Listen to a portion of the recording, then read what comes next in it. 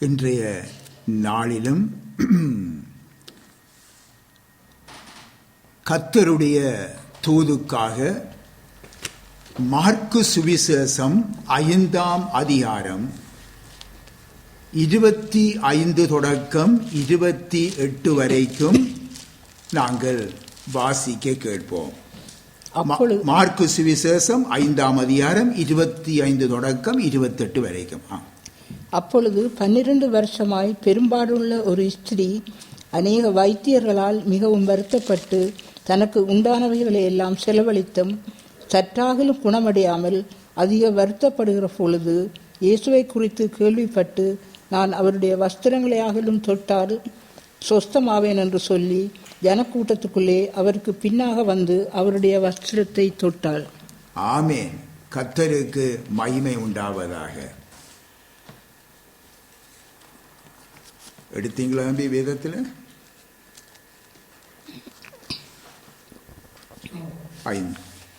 5ஆம் அதிகாரம், மாற்கு 5ஆம் அதிகாரமா? இது நீங்கள் எல்லோரும் வாசித்த இந்த வேத பகுதியை அறிந்திருக்கிறீர்கள். மேலும் நீங்கள் இன்றைய நாளிலே நீங்கள் வீட்டுக்கு கொண்டு சென்று முழுதையும் வாசித்து தியானியுங்கள். இங்கே 12 வருஷமாய் பெரும்பாடுள்ள ஒரு ஸ்திரீ, அவளுடைய வேதனை நிறைந்த வாழ்க்கை சாதாரணமானதல்ல. 12 வருஷம். லேவிய ராகமத்திலே, அதாவது 3 மோசேயிலே 15ஆம் அதிகாரத்திலே 25, 26, 27 வசனங்களை வாசித்து பாருங்கள். 12 வருஷமாக இந்த வேதனை மட்டுமல்ல, அவள் தீட்டுள்ளவளாகவும் காணப்பட்டாள். நியாய பிரமாணத்தின்படி அவள் தொடுவதெல்லாம் தீட்டாயிருக்குமா. இந்த இடத்திலே மேசையில தொட்டுட்டால் அந்த மேசை தீட்டா போய்விடும். யாரிலே உங்களை தொட்டால் அந்த இடத்திலே தீட்டாயிரும். ஒரு உடுப்பை தொட்டால் தீட்டாகிவிடும். அவ்விதமான ஒரு நிலைமை அவளுடைய நிலைமை. 12 வருஷமாக இதை அனுபவித்துக் கொண்டே இருக்கிறாள். ஆலயத்துக்கு கூட செல்ல முடியாது. பின்னாகவே தன்னை தனிமையாக்கி ஒரு ஒதுங்கிய வாழ்க்கையை இவள் 12 வருஷமாக வாழ்ந்து கொண்டிருக்கிறாள். அவள் அடைந்த வேதனை கொஞ்சமல்ல.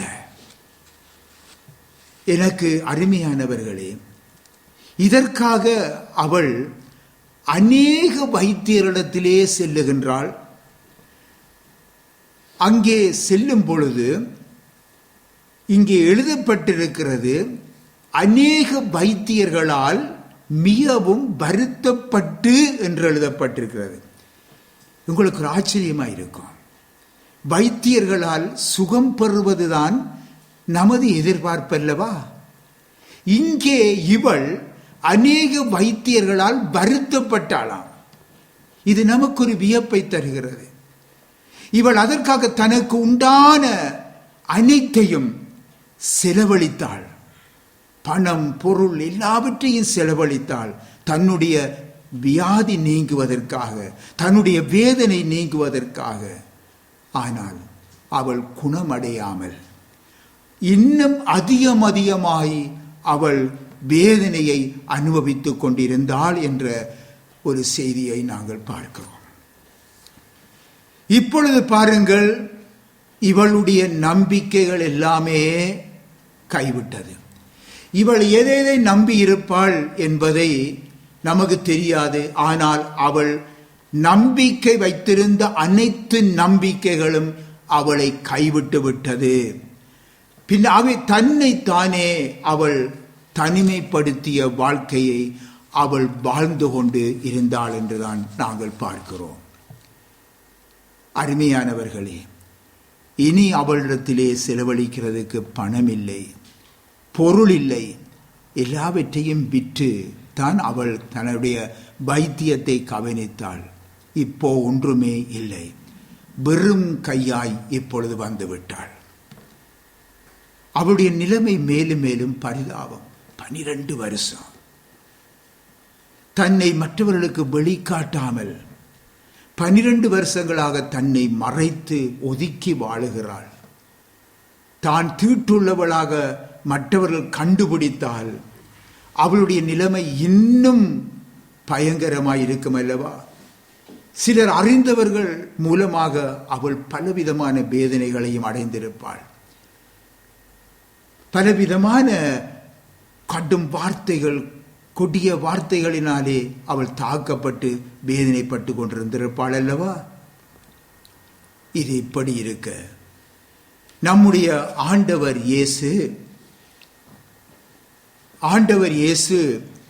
இயேசுவை சூழ அநேக ஜனங்கள் எப்பொழுதும் இருப்பாங்க. அவரை சூழ நிறைய ஜனம் இருப்பாங்க. இந்த சூழ்நிலையில திடீரென்று ஒருவன் வாரான். அவன் ஜெப ஆலய தலைவன் ஒருவன். அவனுடைய பெயர் யவீரு. அவன் வந்து இயேசுவை கண்ட உடனே அவன் என்ன செய்கிறான்? ஓடி வந்து அவருடைய பாதத்தில் விழுந்துடுறான். என்ன தெரியுமா? அவனுடைய மகள் ஒரு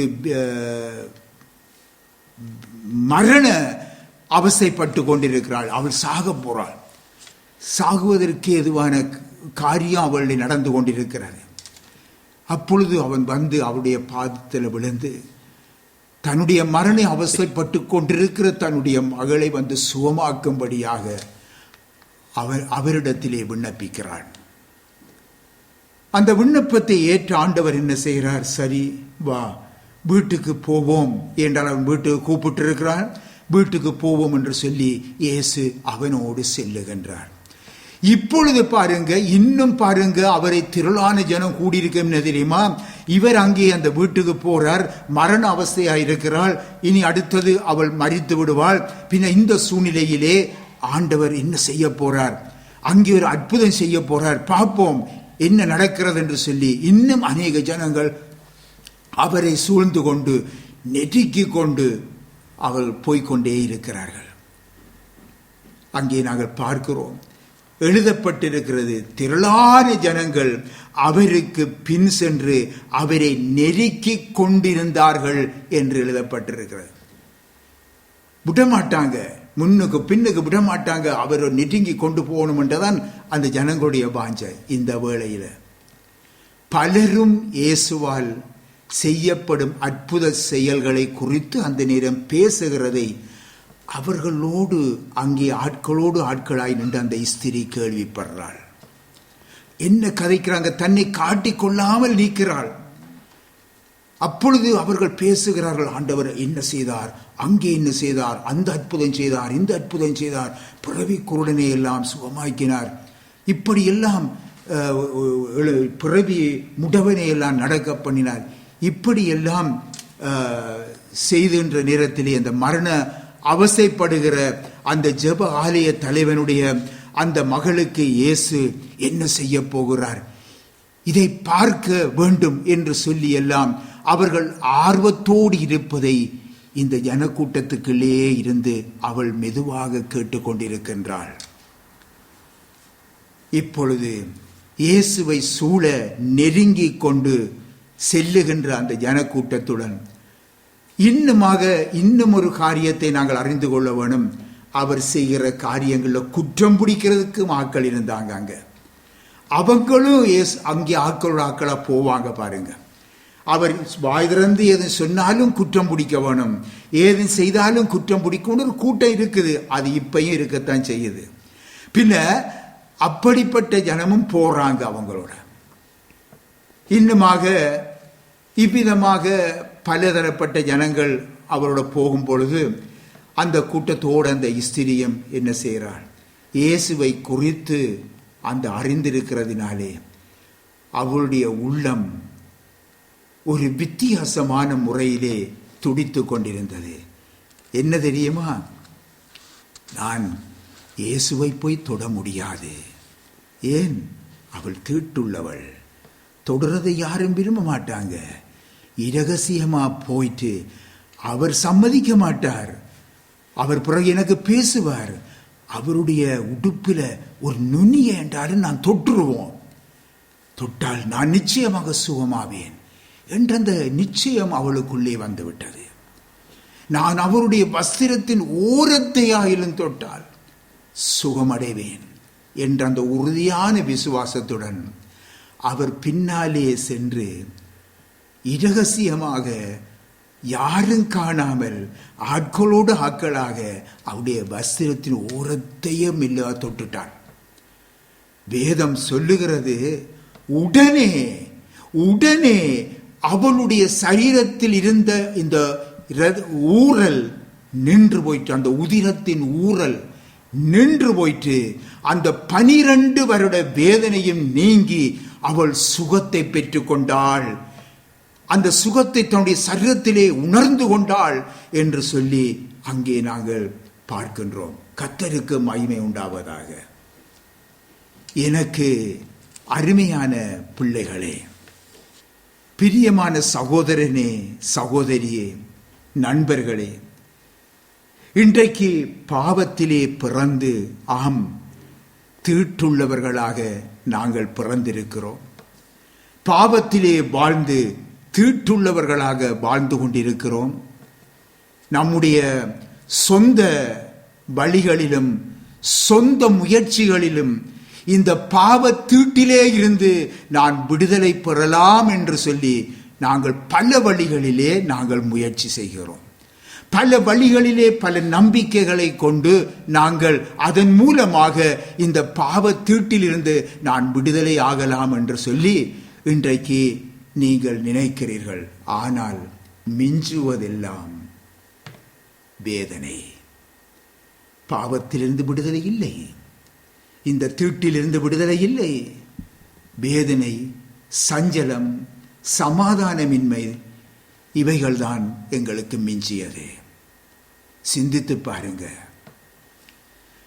இந்த ஸ்திரியை பாருங்க, கர்த்தர் இயேசுவை குறித்து கேள்விப்பட்ட பொழுது அவளுடைய விசுவாசம் ஒரு வித்தியாசமாக இருந்தது. நன்றாக புரிந்து கொள்ளுங்க. அவளுடைய விசுவாசம் வித்தியாசம். அன்றைக்கு பாருங்க, ஏனென்றால் அவளுடைய தொடுவதெல்லாம் தீட்டாகும் என்பதால் இயேசுவின் வஸ்திரத்தை தொட்டால் சொஸ்தமாவேன் என்ற அந்த விசுவாசம் யாரும் அறியாத வழியிலே, ஜன நெருக்கங்களுக்கு இடையிலே, பயத்துடன் நடுக்கத்துடன் யாரும் பார்த்துருவாங்களோ அல்லது இயேசு கண்டுருவாரோ என்று சொல்லி அவள் என்ன செய்தாள்? ஓடிப்பை தொட்டாள். உடனே மாபெரும் விடுதலையை பெற்றுக்கொண்டதை அவள் தன்னுடைய சரீரத்திலே உணர்ந்தாள். மற்றவர்கள் இதை பார்க்க இல்லை. கவனிங்க, இயேசுவை குறித்து அநேகர் கேள்விப்பட்டிருக்கிறாங்க. இயேசுவிடத்திலே ஓடி ஓடி முண்டி அடித்துக் கொண்டு வருகிறாங்க. ஆனால் எனக்கு விடுதலை வேண்டும், எனக்கு ஒரு சமாதானம் வேண்டும் என்று அருமையானவர்களே இன்றைக்கு விசுவாசத்துடன் உடைந்த உள்ளத்துடன் அவரிடத்திலே வருகிறவர்களே மெய்யான விடுதலையையும் சமாதானத்தையும் பெற்றுக்கொள்றாங்க. அந்த இடத்திலே போன அத்தனை பேரும் ஏதாவது அவருடைய வஸ்திரத்தை தொட்டாங்க, நெருங்கி கொண்டு போறாங்க, அவரையே தொடுறாங்க. எந்த மாற்றம் அவங்கள இல்லை. இந்த ஸ்திரியினுடைய வாழ்க்கையிலே பெரிய மாற்றம் உண்டானது. காரணம் என்ன? அவளுடைய விசுவாசம். அவளுடைய விசுவாசம், உடைந்த உள்ளம். அந்த உடைந்த உள்ளத்தோடு அந்த விசுவாசத்தோடு அவரை போய் அந்த வஸ்திரத்தை தொட்டாள். தேவனுடைய பிள்ளைகளே, நீங்கள் கூட கற்றுக்கொள்ள வேண்டிய பாடம் உண்டு. தேவ ஜனமாய் கர்த்தரை ஆராதிக்க நீங்கள் சபையிலே வந்து கூடி நிற்கிறீங்க, சபையிலே வந்து நீங்கள் பங்கு கொள்றீங்க, நல்லது. அதேவேளை அருமையானவர்களே, உங்கள் வாழ்க்கையிலே மறைந்து கிடக்கும் ஒரு நிர்பந்தமான நிலையை உணர்ந்து விசுவாசத்துடன் அவரை தொட்டு விடுதலை பெற்றுக் கொள்ளுகிறவர்கள் எத்தனை பேர்? கொஞ்சம் சிந்தித்து பாருங்க. கொஞ்சம் சிந்தித்து பாருங்க. ஏசாயா 6ஆம் அதிகாரத்திலே 1வது வசனத்தை தயவு செய்து வாசியுங்க. உசியா ராஜா மரணம் அடைந்த வருஷத்தில் ஆண்டவர் உயரமும் உன்னதமுமான சிங்காசனத்தின் மேல் வீற்றிருக்க கண்டேன். அவருடைய வஸ்திர தொங்கலால் தேவாலயம் நிறைந்திருந்தது. உசியா ராஜா என்றால் பெருமையின் அடையாளம் என்று உங்களுக்கு முதலும் சொல்லி தந்திருக்கிறேன். இவன் உங்களில் ராஜாவாக எந்த ஒரு மனிதன், எந்த ஒரு தேவனுடைய பிள்ளைகளுடைய உள்ளத்திலே அவன் ராஜாவாக அரசாளும் வரைக்கும் தேவனுடன் நாம் உறவாடவே முடியாது. அருமையானவர்களே, ஏனென்றால் நாம் எல்லாரும் அறிந்திருக்கிறோம், பெருமை உள்ளவர்களுக்கு தேவன் எதிர்த்து நிற்கிறார். பெருமை உள்ளவர்களுக்கு தேவன் எதிர்த்து நிற்கிறார். பின்ன இந்த ஊசிய ராஜா நம்மிலே சாக வேண்டும். அதன் பின்புதான் நாம் என்ன செய்ய முடியும்? அந்த தேவ பிரசன்னத்தை நாங்கள் அனுபவிக்க முடியும். கர்த்தருக்கு மகிமை உண்டாவதாக. அருமையானவர்களே, நாம் சபையாய் கூடி வந்திருக்கிறோம். அவருடைய பிரசன்னத்தை நாம் உணரும் போதுதான் அவருடைய வஸ்திர தொங்கலால் இந்த இடம் நிறைந்திருப்பதை அருமையானவர்களே நாம் உணர முடியும். அருமையானவர்களே, என்றால் நாங்கள் பார்க்கிறோம், சபையின் நடுவிலே உலாவுகிற தேவன் என்பதை நாங்கள் காணுகிறோம் அல்லவா? நம்முடைய கண்கள் எதை காணுகிறது? சிந்தித்து பாருங்க. நாம் அவருடைய சமூகத்திலே வந்திருக்கிறோம். பின் ஆகவே அவருடைய வஸ்திர தொங்கலினாலே ஆலயம் நிறைந்திருக்கிறதை நாங்கள் எப்பொழுதும் உணர்ந்திருக்கிறோமா? அந்த உணர்ந்திருக்கும் பொழுதுதானே நாம் அந்த வஸ்திரத்தை தொட வேண்டும் என்ற ஒரு வாஞ்சை நமக்குள்ளே வரும். சிந்தித்து பாருங்க, நம்முடைய கண்கள் எதை காண்கிறது? நாங்கள் கர்த்தருடைய சமூகத்திலே கூடி வந்திருக்கிறோம் தான். நம்முடைய கண்கள் எதை காணுகிறது? உலக செழிப்புமிக்க ஆசீர்வாதங்களை கண்டுகொண்டிருக்கிறதா? அல்லது உலக தேவைகளை கண்டுகொண்டிருக்கிறதா? அல்லது நமக்கு பக்கத்திலே இருக்கும் சகோதர சகோதரிகளை ஆராய்ந்து அளவிட்டுக் கொண்டிருக்கிறதா? அல்லது மற்றவர்களுடன் நம்மை ஒப்பிட்டு பார்த்து நம்மை நாமே மேன்மையாக எண்ணிக்கொண்டிருக்கிறோமா? அன்று தேவாலயத்திலே பாருங்க, பரிசேயனும் வருகிறான் தேவனுடைய சமூகத்துக்கு, அதே நேரத்திலே ராயக்காரனும் வருகிறான். நாம் அறிந்திருக்கிறோம் அல்லவா? பரிசேயனுடைய கண்கள் பாருங்க ஒரு மேட்டிமையாக இருந்தது. மட்டுமல்ல, அந்த ஆயக்காரன் தனக்கு தூரத்திலே நிற்கிற அந்த ஆயக்காரனையும் ஆராய்ந்து கொண்டிருந்தது. நாம் எல்லோரும் அறிவோம். பிரியமானவர்களே, இன்றைக்கு இப்படித்தான் அருமையானவர்கள், இன்றைக்கு கர்த்தருடைய சமூகத்திலே இன்றைக்கு பலர் கூடி வருகிறார்கள். பிரியமானவர்களே, அருமையான சகோதர சகோதரிகளே, நண்பர்களே, சிந்தித்து பாருங்கள். கண்கள் இல்லாதவரை, கண்கள் தெரியாதவரை நாம் கண்டால் அந்த பார்வையற்றவர் என்ற ஒரு பரிதாபம் நம்மிலே உண்டாகும் அல்லவா? நிச்சயமாக உண்டாகும். ஐயோ, அந்த சகோதரருக்கு கண் தெரியாதே, அந்த ஐயாவுக்கு கண் தெரியாதே என்று சொல்லி நிச்சயமாக ஒரு பரிதாபம் உண்டாகும். ஆனால் கண்கள் இருந்தும் காணும் திறன் அற்றவரை என்ன செய்வது? சிந்தித்து பாருங்க. இப்படிப்பட்டவர்கள் சபை நடுவிலே அந்த தேவ பிரசன்னத்தை உணர முடியாது. அவருடைய வஸ்திர தொங்கலால் அந்த ஆலயம் நிறைந்திருப்பதை அவனால் காண முடியாது.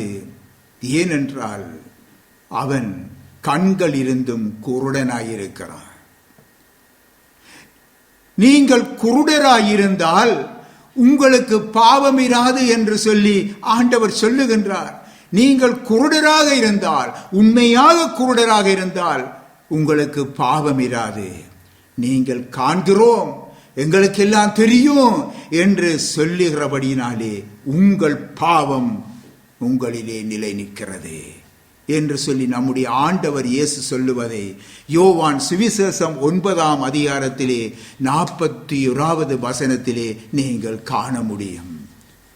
அருமையானவர்களே, நீங்கள் தேவ ஜனமாய் நீங்கள் கூடியிருந்தாலும் தேவனுடைய வல்லமையை விசுவாசித்து உடைந்த உள்ளத்துடன் இரகசியமாக அவருடைய வஸ்திரத்தின் தொங்கலை யார் தொடுகிறார்களோ அவர்கள் தங்களுக்கு தேவையான விடுதலையை பெற்றுக்கொள்றாங்க. அருமையானவர்களே, பெற்றுக்கொள்றாங்க. உங்களுடைய சிந்தனை எல்லாம் கர்த்தருடைய பிரசன்னத்தை உணர்ந்ததாய் காணப்பட வேண்டும். அவருடைய வஸ்திர தொங்கலை நான் தொட்டுவிட வேண்டும் என்று சொல்லி வாஞ்சை இருக்க வேண்டும். உடைந்த உள்ளத்திலே கர்த்தருடைய சமூகத்திலே நாம் காணப்பட வேண்டும். ஆம், அவ்விதமாக நாம் அந்த வஸ்திரத்தை தொடும் பொழுது ஒரு விடுதலையை பெற்றுக் கொள்ளுகிறோம். அருமையானவர்களே, ஆம், இது நாம் உணர்கின்றோம். தனிப்பட்ட முறையிலே நாம் உணர்ந்து கொள்ளுகிறோம் அல்லவா? நாம் பாவ தீட்டிலே இருந்து விடுதலை பெற்றுக் கொள்ளுகிறோம், பலவீனத்திலே இருந்து விடுதலை பெற்றுக் கொள்ளுகிறோம், சரீர நோயிலிருந்து விடுதலை பெற்றுக் கொள்ளுகிறோம், அசுத்த ஆவியின் கட்டிலிருந்து விடுதலை பெற்றுக் கொள்ளுகிறோம். உங்களுக்கு விடுதலை எங்கே இருந்து கிடைக்கிறது? சபை பாஸ்டரிடம் இருந்தா? இல்லை. அருமையானவர்களே, தேவ ஊழியர்களிடத்திலே இருந்தா? இல்லை இல்லை. அல்லது வல்லமை உள்ள ஊழியக்காரர் என்று போற்றப்படுகிற இடத்தில் இருந்தா? இல்லை இல்லை. நீங்கள் இரகசியமாக உடைந்த உள்ளத்துடன் இயேசுவை விசுவாசித்து அவருடைய வஸ்திரத்தை உங்களை தொட்டதினால் நீங்கள் விடுதலை அடைகிறீர்கள், சுகமடைகிறீர்கள். அங்கேதான் இயேசுவின் நாமம் மகிமைப்படுகிறது. இயேசுவின் நாமம் மகிமைப்படுகிறது, அல்லது மனுஷனுடைய நாமம் தான் மகிமைப்படும். அருமையானவர்களே, அந்த ஸ்திரீ ஆண்டவர் இயேசுவின் வஸ்திரத்தின் ஓரத்தை தொட்டவுடனே ஆண்டவர் இயேசு திரும்பி பார்க்கிறார். உடனே திரும்பி பார்க்கிறார். அவள் நினைத்தால் யாருமே காணவில்லை என்று. ஆனால் அவருடைய வஸ்திரத்தை தொட்டவுடனே இயேசு அவளை திரும்பி பார்க்கிறார். திரும்பி பார்க்கிறார். என் வஸ்திரத்தை தொட்டது யார் என்று கேட்கிறார். அவளுக்கு எப்படி இருந்திருக்கும்? இது பார்க்கும் பொழுது ஒரு அர்த்தமற்ற கேள்விதானே. அனைவருக்கும் அப்படித்தான் தோன்றியது. ஏன் தெரியுமா? பேதுரும் அவனுடன் இருந்த ஏனையவர்களும் அவங்க இதை கட்டி கேட்கிறாங்க, ஐயரே, திரளான ஜனங்கள் உம்மை சூழ்ந்து நெருக்கி கொண்டு இருக்கிறார்களே, இந்த வேளையிலே என்ன தொட்டது யார் என்று கேட்கிறீரே? இது அவரிடத்திலே கேட்கிறார்கள். அவங்க கேட்ட வார்த்தை நியாயமானது. ஆனால் அருமையானவர்களே, மற்றவர்கள் தொடுவதற்கும் அந்த ஸ்திரீ தொட்டதற்கும் வித்தியாசம் அங்கே உண்டு என்பதை அறிய வேண்டும். பிரியமான பிள்ளைகளே, அவள் யாருக்கும் தெரியாமல் அவள் என்ன செய்கிறாள்?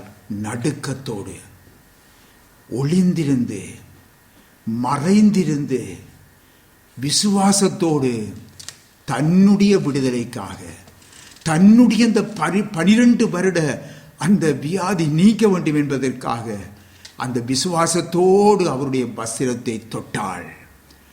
அவருடைய கண்களுக்கு அவள் மறைவாயிருக்கவில்லை. பார்த்தீர்களா? கர்த்தருக்கு மகிமை உண்டாவதாக.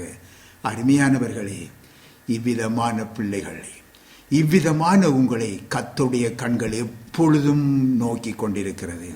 சகோதரனே, சகோதரியே, நண்பனே, நீ யாரிடமும் பரிந்து, நீ யாரிடமும் நீ உன்னுடைய வேதனைகளை பகிர்ந்து கொள்ள முடியாத ஒரு பிரச்சனையினாலே நீ அவதிப்படுகிறாயா?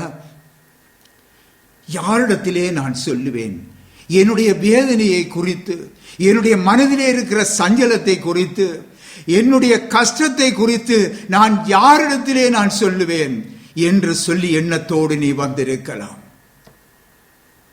நீயுடைய பிரச்சனையை மற்றவர்களுக்கு சொல்ல முடியாது, சொன்னாலும் நம்ப மாட்டார்கள். இன்னுமாக நீ மற்றொடத்திலே சொல்லும் பொழுது உன்னுடைய பிரச்சனை இன்னும் அதிகமாகுமே தவிர ஒரு நாளுமே அந்த பிரச்சனை தீராது. உன்னுடைய வேதனை எதுவாக இருக்கலாம், ஆண்டவர் இயேசுவுக்கு நீ மறைவானவன் அல்ல. ஆனால் நீ இரகசியமாக அவருடைய வஸ்திரத்தின் ஓரத்தை தொட்டாலும் உனக்கு வெளியரங்கமான பதில் நிச்சயமாக உண்டு என்பதை நீ மறந்து போகாது.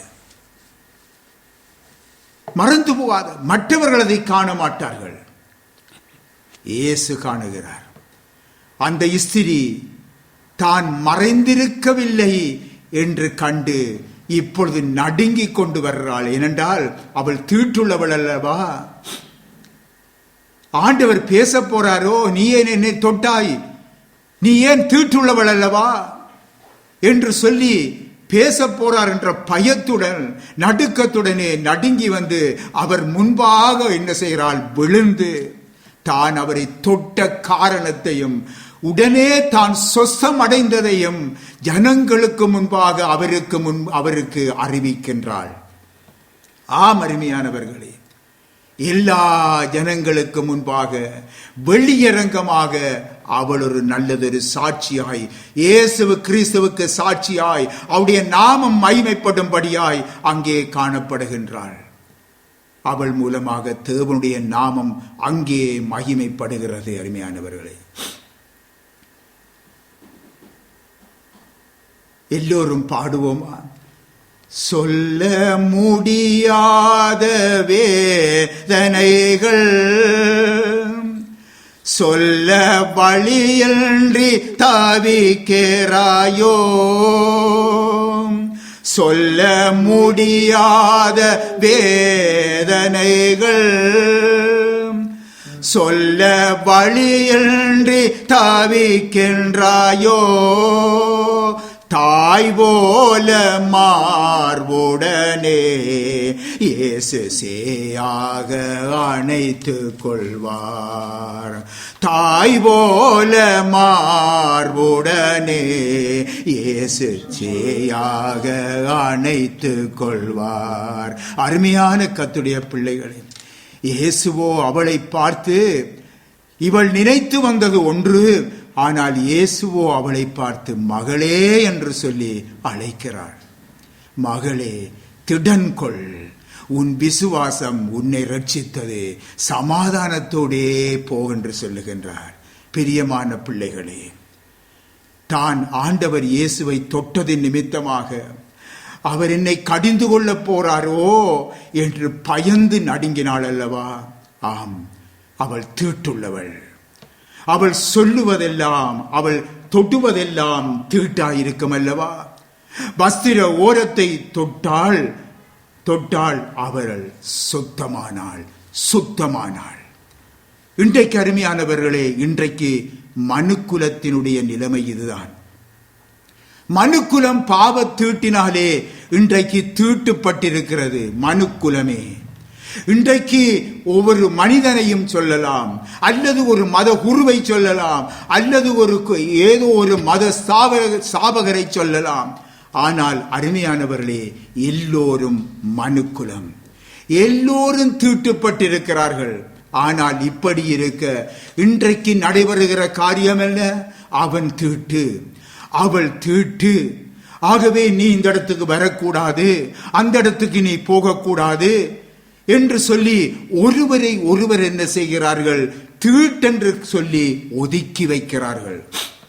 ஆனால் அருமையானவர்களே, அவர்கள் தீட்டாயிருக்கிறதை அவர்கள் எண்ணுவது இல்லை. இன்றைக்கு ஆலய குருக்கள், ஆலய தலைவர்கள் கூட தாங்களும் தீட்டானவர்கள் என்று எண்ணாமல், இன்றைக்கு நீ தீட்டுள்ளவன், நீ தீட்டுள்ளவள், நீ ஆலயத்துக்கு வரக்கூடாது என்று, அதை தொடாதே இதை தொடாதே என்றும் மற்றவர்களை அதை ஒதுக்கி வைக்கிறதை நாம் காணுகிறோம் அல்லவா?